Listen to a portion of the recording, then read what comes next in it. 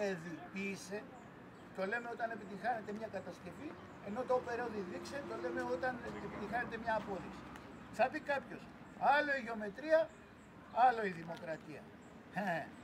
Αλλά και το ένα και το άλλο γίνονται με το ίδιο μυαλό. Ας ανερωτηθεί λοιπόν ο καθής εξ ημών. Γνωρίζει παραδείγματος χάρη να μετατρέπει ένα παραλληλόγραμμο σε ισοδύναμο τετράγωνο, σε ισοδύναμο τετράγωνο, όχι ορθογώνιο, ήταν πιο δύσκολο. Εάν όχι, ας αναλογιστεί.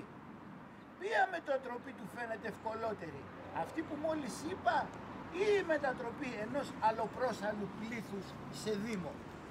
Και αν η δεύτερη μετατροπή του φαίνεται δυσκολότερη από την πρώτη, ενώ η πρώτη του είναι αδύνατη, τότε το μόνο που έχει να κάνει είναι να αρχίσει να εξασκεί το νου του από τα ευκολότερα και αν τα καταφέρει, ας επιχειρήσει και τα δυσκολότερα. Θα πει ίσως, μα έτσι θα αργήσουμε πολύ.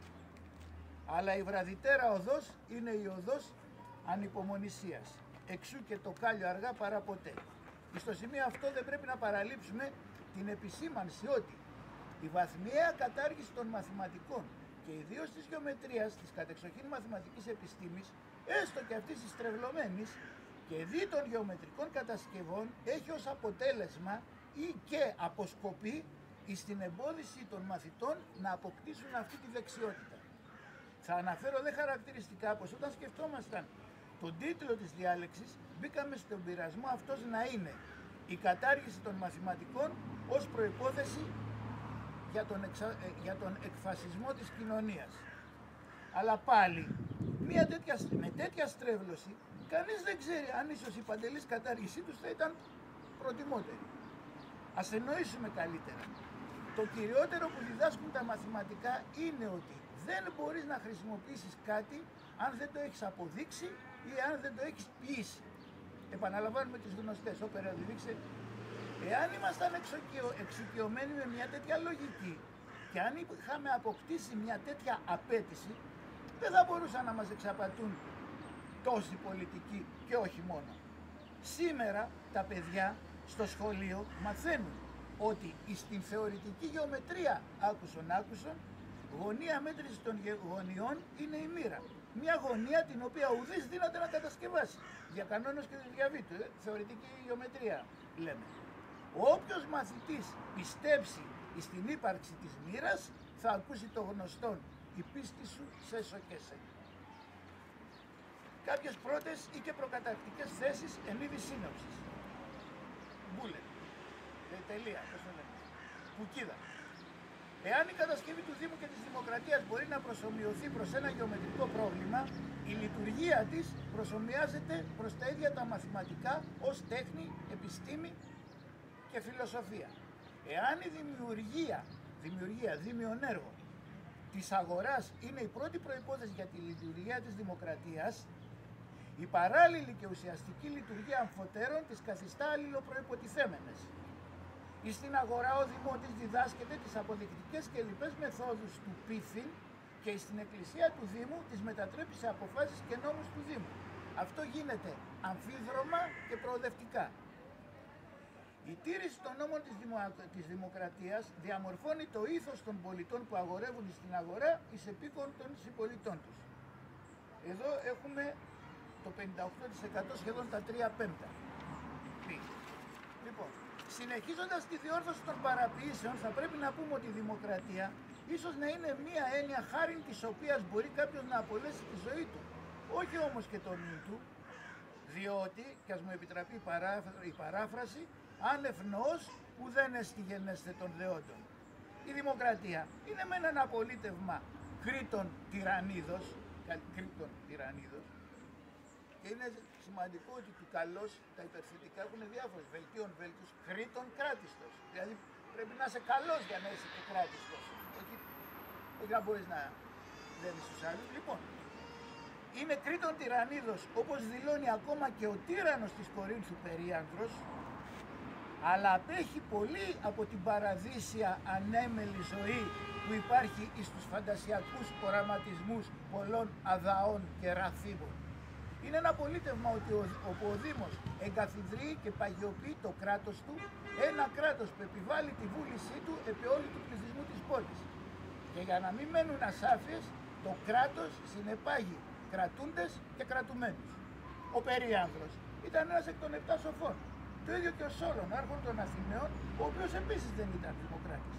Οι 6 από τους 7 σοφούς της αρχαίας Ελλάδας, εκτός του βίαντος του Πριηναίος, είχαν σχετιστεί στενά με την πολιτική και οι 5, εκτός του Θαλού, είχαν καταλάβει ύψιστα δημόσια αξιώματα. Αυτό σημαίνει πως η πολιτεία των Ελλήνων ήταν αρρήκτως συνδεδεμένη με τη σοφία των αρχόντων. Πάντως, οι εν λόγω 7, ανεξαρτήτως του αν ήταν δημοκρατική ή ολιγαρχική ή και τυραννική, είχαν διατυπώσει απόψεις μάλλον θετικές προς τη δημοκρατία. Ιδού, Σόλων Αθηναίος, ασφαλής και αρίστη είναι η δημοκρατία στην οποία κάθε αδικία τιμωρείται εξίσου και από τους παθόντες και από τους μη παθόντες από αυτήν. Δηλαδή δεν λέει τι με νοιάζει εμένα, ο άλλος αδικείται. Αυτά δε που ο μέγας νομοθέτης αλλά και εχέφρον άνθρωπος είχε πει περί των νόμων είναι τα εξής.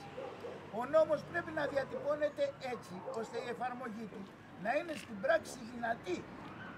Όχι που ξέρω εγώ και παράγραφος όπως γίνεται παράγραφος τέτοια και τρέχα γύρευε.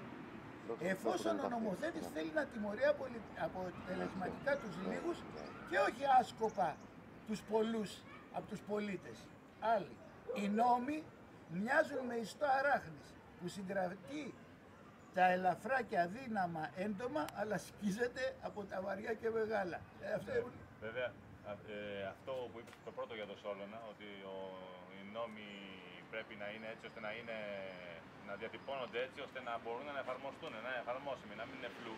Στην πράξη, από ό,τι έχω διαβάσει, ο Σόλωνα όταν του δόθηκε η δυνατότητα να νομοθετήσει, έφτιαξε νόμους οι οποίοι να έχουν αμφισημίες μέσα και να μην μπορούν εύκολα να... Όμως το έκανε αυτό με σκοπιμότητα. Το έκανε με τη σκοπιμότητα οι νόμοι αυτοί να κρίνονται τελικά στη δικαστήρια, ναι. Στα οποία δικαστήρια είχε δώσει τη δυνατότητα συμμετοχής σε όλους τους πολίτες, έτσι ώστε τελικά δηλαδή να έχουν αυτό το μερίδιο της εξουσίας οι ίδιοι οι πολίτες οι Αθηναίοι και να μπορούν αυτοί να καθορίζουν την ερμηνεία των νόμων, αφού δεν μπορούσαν να καθορίσουν τους νόμους. Ναι. Άρα εδώ σηκώνει πολλή συζήτηση και εγώ θα έλεγα ότι πάντα υπάρχει μία απόσταση ανάμεσα σε αυτά που λέει κάποιος άνθρωπος όταν τα διατυπώνει, που μπορεί να είναι και σε κάποιο συμπόσιο, άλλες συνθήκες, και από αυτά που μπορούν να εφαρμοστούν. Και γι' αυτό η συνέπεια που λένε, που έχει συνέπεια έργων και λόγων, συνέπεια σκέτη, είναι πολύ σημαντικό. Δηλαδή αυτά που τα έπι σου να έχουν μια σχέση μεταξύ. Θα λύσω μιλήσεως. Κρατήστην είναι δημοκρατία, την μήτε πλουσίους άγαν, μήτε πέννητας έχει πολίτας. Άμα έχει πλούσιους και τι δημοκρατία άμα έχει πλούσιους και φτωχούς. Περίανδρος, δημοκρατία Κρήτων τυραννίδος που είπαμε. Και λέει, τους μέλλοντας ασφαλώς τυραννήσιν δι τη ευνοία δορυφορήστε και μη της όπλης. Δορυφόρος είναι αυτός που φέρει το δόρυ. Και είναι δίπλα στον... Για κάτω μας μια μετάφραση αυτό γιατί δεν το πείσα. Λέει λοιπόν ότι αυτοί που μέλουν να τυραννήσουν ασφαλώς χρειάζεται να το κάνουν με την εύνοια και όχι, δηλαδή να δορυφορούνται, να περιβάλλονται από εύνοια και όχι από όπλα. Δορυφορούνται σημαίνει περιβάλλονται από εύνοια ή από... Όχι. Ο δορυφόρος είναι εκείνος που φέρει το δόρυ και προστατεύει τον άρχοντα, τον τύραννο.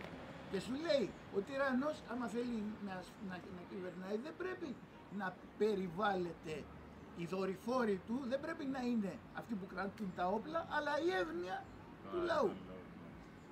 Και έχει πει το πολύ καταπληκτικό όταν του είπανε, αυτά λες, ξέρω εγώ, γιατί δεν φεύγει την παρέτηση. Και λέει, το κατανάγκη αρχόντι και το εκουσίως αποστήνε κίνδυνο φέρει. Συνέστηση. Λέει αυτός που άρχει με τη βία και εκουσίως να φύγει, τον κίνδυνο τον έχει. Ο Γεωργάκης δεν έχει κανένα κίνδυνο, για να δούμε πόσο Έλληνες είμαστε. Κανένα κίνδυνο. Θα ξανάρθει. Λοιπόν, χείλων όλα και δαιμόνιος, αυτός ήταν αντιβασιλικός. Τι μάλιστα νόμων οίκιστα δε ρητόρων ακούσαν πολιτεία αριστήνε. Δηλαδή είναι άριστη εκείνη η πολιτεία που υπακούει στους νόμους και πολύ λιγότερο στα λόγια των ρητόρων. Πυρήνευς, κρατήστη είναι η δημοκρατία, ενώ πάντες ως τύραννον φοβούνται τον νόμο. Η καλύτερη, η πιο κρατέα δημοκρατία είναι εκείνη που όλοι φοβούνται τον νόμο σαν να ήταν τύραννος.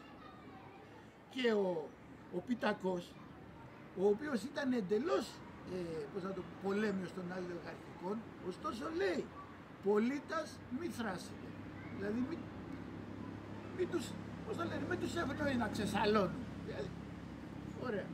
Εξ όλων αυτών, εάν εξ όλων των προλεχθέντων συμπεράνουμε ότι ο άρχον πρέπει να είναι σοφός, τότε η μόνη, είναι θαυμαστικό, διαφορά της δημοκρατίας από όλα τα άλλα πολιτεύματα, αριστοκρατία, ολιγαρχία, τυραννία, πολιταρχία, σατραπία, είναι ότι αυτή η δημοκρατία απαιτεί να είναι σοφός ο Δήμος.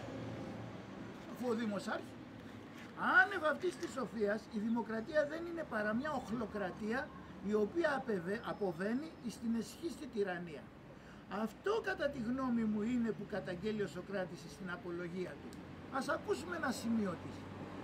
Και μη μου θυμώνετε που λέω την αλήθεια, γιατί δεν υπάρχει άνθρωπος που να μπορεί να διασωθεί είτε από εσάς είτε από οποιοδήποτε άλλο πλήθος, εάν εναντιώνεται με ειλικρίνεια και εμποδίζει να γίνονται στην πόλη πολλά άδικα πράγματα και παράνομα. Παρένθεση. Μερικοί λέγουν ότι ο Πλάτων βάζει το Σωκράτη, τον βάζει γιατί ο Πλάτων τα γράφει, βάζει το Σωκράτη να κατηγορήσει τη δημοκρατία. Κατά τη γνώμη μου, άλλη είναι η κατεργαριά που διαπράττει ο Πλάτων.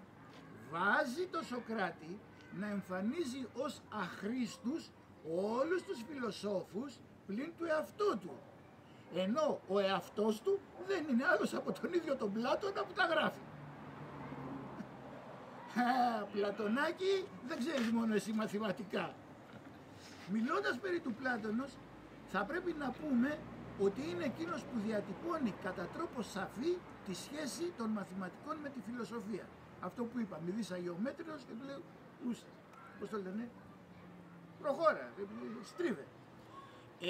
Το ίδιο έχει κάνει και ο Πυθαγόρας με τη σχολή του, που προϋπόθεται να μάθουν μαθηματικά, όλα τα μαθηματικά και μουσική και τα λοιπά, προκειμένου να φιλοσοφήσουν. Και εδώ έχουμε το 77%, μένει λιγότερο από το 1/5, μπράβο, καλά τα πάτε. Ήδη έχουμε εισέλθει για τα καλά στη δευτέρα βαθμίδα, δηλαδή την οργανική σχέση της φιλοσοφίας με τα μαθηματικά. Εδώ δεν χρειάζεται να επιμείνουμε πολύ ακόμα, διότι όλοι έχουμε ακούσει πολλά από πολλούς περί της σχέσεως αυτής. Θα μπορούσαμε να πούμε επιγραμματικώς ότι όσο είναι τα μαθηματικά προϋπόθεση για τη φιλοσοφία, τόσο είναι και η φιλοσοφία προϋπόθεση για τα μαθηματικά. Έχω ένα βιβλίο, εκείνο που είχα φέρει και την άλλη φορά, της Άλγευρας, που δείχνει, δηλαδή που στην εισαγωγή του κάνει μία θεμελίωση με λογικές προτάσεις που είναι, ας το πούμε, παρμένες από τη λογική, η οποία είναι αντικείμενο της φιλοσοφίας, δεν το αναφέρει. Ας δούμε όμως την οργανική σχέση των μαθηματικών με τη δημοκρατία. Καταρχάς, τα μαθηματικά έρουν την ανάγκη για τυφλή πίστη, αντικαθιστώντας τη με την ανάγκη για απόδειξη, τη μόνη προϋπόθεση προς γνώση και συμμόρφωση. Ο αποδεικτικός λόγος, από όποιον και αν εκφέρεται, πλούσιο, φτωχό, όμορφο, άσχημο, έχει την αυτή ισχύ. Αυτό που λες εσύ, σαν να μην τον ξέρουμε αυτόν που μιλάει. Στη δημοκρατία αντικαθίσταται η πειθαρχία με την πειθό. Εδώ χρειάζεται ένα σχόλιο, δηλαδή πώς το λένε, ο απολεταρχικός μονάρχης λέει ότι γουστάρω, ούτε απόδειξη ούτε τίποτα. Πώς λέγανε αυτοί οι βασιλείς εκεί της Γαλλίας, καρτέλ notre beau plaisir. Αυτή είναι η καλή μας θέληση. Δηλαδή έτσι γουστάρω και έτσι κάνω. Όταν όμως ο άλλος μπορεί να σου πει πριτς, εκεί πρέπει να το πεις. Αυτό γίνεται στη δημοκρατία. Να ρωτήσω κάτι. Γιατί χρησιμοποιείτε τη λέξη οργανική σχέση? Οργανική, τη λέξη οργανική. Γιατί το όργανο, δηλαδή... Το πάτε στο όργανο ή στον οργανισμό? Ακριβώς εκεί. Αυτό σημαίνει όργανο, δηλαδή ότι είναι οργανωμένα μεταξύ τους. Ίσως να έπρεπε να πω λειτουργική. Καλύτερη. Δεν ξέρω, μπορεί να είναι καλύτερη αυτή η λέξη, αλλά θα ήθελα να ξέρω γιατί χρησιμοποιείται αυτή τώρα η λέξη. εδώ... Την οργανική σχέση μεταξύ μαθηματικών και δημοκρατίας. Και είπατε και την οργανική σχέση φιλοσοφίας Ναι. και μαθηματικών. Γιατί χρησιμοποιείτε τη λέξη οργανική σχέση, γιατί διαλέξατε αυτή τη λέξη? Θα υπάρχει κάποιος λόγος? Μπορώ να σου πω ότι την πήρα γιατί αυτή μου φάνηκε ότι πολύ τέριασε. υπερβολική. Αλλά επειδή το όργανο είναι δηλαδή όπως τα όργανα ενός οργανισμού, Εγώ τα θα οποία λέω συνδετική σχέση. σύνδεση σημαίνει, σύνδεση μπορεί να πούμε και όταν δύο πράγματα είναι άσχετα μεταξύ τους, εκτός από τη σύναψη που λέμε σύνδεση, δένονται κάπως. Αλλά η οργανική σημαίνει ότι τα διάφορα όργανα συνιστούν οργανισμό. Κάπως έτσι το κατάλαβα και εγώ όταν το έβαλα. Υπάρχει και ένα παράδειγμα που μετά ίσως να το οδηγηθώ με τον καθηγητή μου της γεωμετρίας που δείχνει ότι τα μαθηματικά σε εξισώνουν. Δηλαδή, ενώ εγώ ήμουν ένας άσχετος και μου λέει, έκανα μια παρατήρηση, του είπα ένα λάθος που κάνει, και αυτός δεν είπε. Τι είσαι εσύ που μου το λες, ρε? Το άκουσε και είπε, ναι, έχεις δίκιο. Δηλαδή, σκέψου ένας, ας πούμε, και θα πω μετά ποιος ήταν, τέλος πάντων. Τι σημαντικός άνθρωπος που εγώ τώρα δεν θα μάθω ούτε το 1/10 που ήξερε αυτός. Λοιπόν, κατόπιν αυτό να προχωρήσουμε στην τρίτη βαθμίδα, είτε την πεμπτουσία της σχέσης μαθηματικών και δημοκρατίας που είναι η εξής. Στη δημοκρατία, και όχι μόνο, ουδής θέτει υπό αμφισβήτηση τα πράγματα που μπορούν να αποδειχθούν. Παραδείγματος χάρη το θεώρημα του Πυθαγόρα. Θα λέγαμε δε ότι απαγορεύεται να έχεις γνώμη αντίθετη προς τα αποδειχθέντα ή όσα απορρέουν από αυτά ως πορίσματα ή ως θεωρήματα. Οι νόμοι της πόλεως δεν είναι παρά τα πρώτερον αποδειχθέντα θεωρήματα και είναι γνωστό ότι απαγορεύεται επί ποινή το να προτείνεις προς ψήφιση κάτι αντίθετο προς τους ισχύοντες νόμους.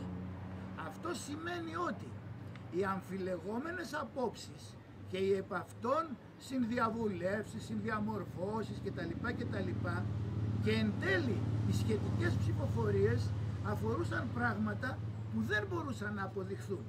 Προφανώς, όσο λιγότερες είναι αυτού του είδους οι αμφιλεγόμενες αποφάσεις, οι δόξες, δοξασίες είτε οι αναπόδεικτες απόψεις, τόσο πιο έγκυρη η δημοκρατία. Δεν στηρίζεται σε δόξα. Και κάτι άλλο, τόσο πιο βιώσιμη. Αυτό θα το εξηγήσουμε. Το γνωστόν έδοξε τη Βουλή και το Δήμο, δια του οποίου αρχίζουν όλα τα ψηφίσματα, δεν δείχνει μόνο τη σεμνότητα των Αθηναίων, αλλά και την επίγνωση της αβεβαίας ορθότητος των δοξών τους. Εάν όμως η δημοκρατία διαμορφώνεται με δόξες, είναι επίσης αβεβαίας ορθότητας. Και λέει ο Πλάτων, δηλαδή, ουκ ίστησε τα σάνευ επιστήμης δόξας ως πάσες χρέ, λέει ο βρυχάτε δηλαδή, δεν λέει ο Πλάτων, δηλαδή του λέει του άλλου, δεν αισθάνεσαι ότι οι δόξες που είναι χωρίς επιστημονική, ας το πούμε, πώς το λένε, άνευ επιστήμης, ότι είναι όλες ασχρές, του λέει. Λοιπόν, επιπροσθέτως δε, μια τι αυτή δημοκρατία είναι και χρονοβόρα σε βαθμό ακύρωσής της. Κάθε τόσο να ψηφίσουμε για το πόσο είναι το εμβαδόν του τριγώνου. Καθίσταται λοιπόν αναγκαίο, όπως οι δόξες, να είναι ολιγοπληθείς. Μα για να είναι ολιγοπληθείς οι δόξες, θα πρέπει να είναι πολυπληθείς οι γνώμες. Από το γιγνώσκο. Το εμβαδόν του τριγώνου είναι βάση επί ύψους δια 2. Το αποδείξαμε, πάει, τέλειωσε. Δεν το ξανασυζητάμε. Γνώμη, τη βάζουμε εκεί. Η πεμπτουσία της δημοκρατίας είναι ότι παλεύει ώστε να διαξάγεται με γνώμες και όχι με δόξες, διότι οι δόξες είναι μετά τα λογικά, όπως θα λέγαμε, ή είναι παρά την λογική. Εννοείται πως όσο οι δημότες αγνοούν τους νόμους της λογικής, τόσο η δημοκρατία που ασκούν είναι παράλογη. Τι ούτι παράλογοι δημότες και τι αύτε δημότισσες δικαιώνουν τους πολεμίους της δημοκρατίας, οι οποίοι λέγουν ότι δεν πιστεύουν πως, παραδείγματος χάρη, οι τρεις έχουν δίκιο και οι δύο άδικο. Πλεύρης το λέει. Και συμπληρώνουν. Διότι οι τρεις μπορεί να είναι απέδευτοι ή παράλογοι. Δημοκρατία με απαιδεύτους και παραλόγους δεν είναι δημοκρατία. Θα επιμείνω και ας γίνω κακός, αυτό το ξαναδιάβασα μερικούς. Εάν ήταν δυνατόν να δώσουμε μια δημοκρατία εις απαιδεύτους και παραλόγους, προτού παρέλθει μικρό χρονικό διάστημα θα παρακαλούσαν γονιπετής για να τους επιβληθεί μια τυραννία. Αυτό υπαγορεύεται από τη λαϊκή σοφία. Και ιδού διότι κάθε πολίτευμα εξασφαλίζει και κατοχυρώνει τον τρόπο δια του οποίου λαμβάνονται οι αποφάσεις που αφορούν όλους τους κατοίκους μιας χώρας. Οι κάτοικοι μιας συγκεκριμένης χώρας, οι οποίοι σε μια δεδομένη στιγμή πολεμούν επί των τυχών που έχουν κατασκευαστεί παραδείγματος χάρη πριν από 2 αιώνες ή ιδρεύονται από ένα ίσης παλαιότητος υδραγωγείο, λίγο ενδιαφέρονται περί του αν η απόφαση για την κατασκευή τους ελήφθη δημοκρατικά ή απολυταρχικά. Σημασία έχει το αν υπήρξε η ορθοτέρα δυνατή απόφαση και το ποιο πολίτευμα εξασφαλίζει την ορθότητα αυτή. Εάν συναισθάνονται ότι αδυνατούν να λάβουν συλλογικά μία απόφαση καλύτερη από αυτή που θα ελάμβανε ένας τύραννος με τους συμβούλους του κτλ. Ή αν βαριούνται κτλ. Τότε η ελάχιστη λαϊκή σοφία που πρέπει να επιδείξουν είναι η εξής. Ενθυμούμενοι το γνωστό ρητό τα μεταξωτά βρακιά θέλουν και επιδέξιους γλουτούς να περιοριστούν στην ιδιώτευσή τους. Διότι όπως λέει και ο Κάλβος, θέλει αρετή και τόλμη η ελευθερία. Και ο Μένων τόλμην μεν διέθετε, αλλά συναισθανόμενος την ελληματικότητα της αρετής του, προσέφυγε πού? Εις την φιλοσοφία, της οποίας η αρετή είναι αντικείμενο, εις το Σοκράτη. Ο Σοκράτης δεν τον διδάσκει την αρετή με τη βοήθεια των μαθηματικών. Χρησιμοποιεί μια γεωμετρική κατασκευή, το διπλασιασμό του τετραγώνου, την οποία δεν απαιτεί από τον ίδιο το Μένονα να εκτελέσει, προφανώς για να μην νομιστεί πως τον θεωρεί αγεωμέτρητο, αλλά του ζητά να καλέσει τον νεαρό δούλο του, ώστε εκείνος να το